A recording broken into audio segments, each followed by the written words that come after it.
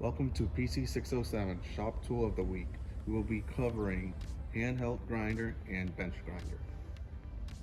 For standard gears in the shop, make sure you have standard uniform, safety glasses, and steel toe. When grinding, make sure you have face shield, gloves, hearing protection, and no loose clothing or jewelry. Also, when you're heavily grinding or welding, make sure you have leather or cotton on. When using a 4.5-inch handheld grinder, things you should inspect.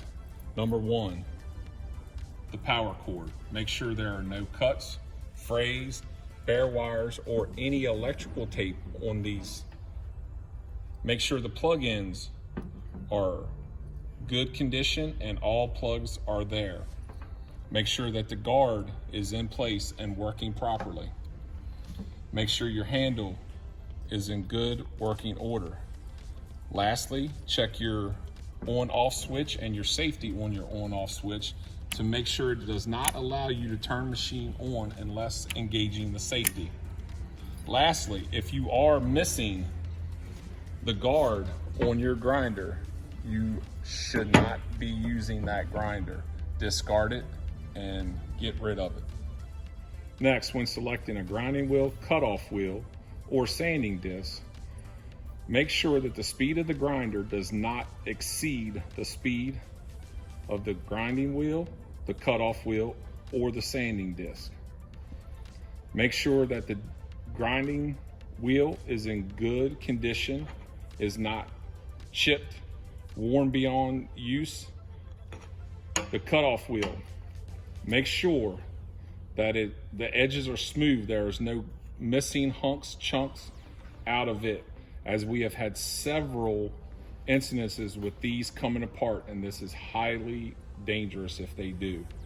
Lastly, the sanding disc, make sure that you discard and stop using when it gets to the trim line. Next, when using an air-powered handheld grinder, same things apply. Inspect the tool, make sure it's in good, safe working order by making sure that the safety on this is in working and will not let the tool turn on unless the safety is depressed.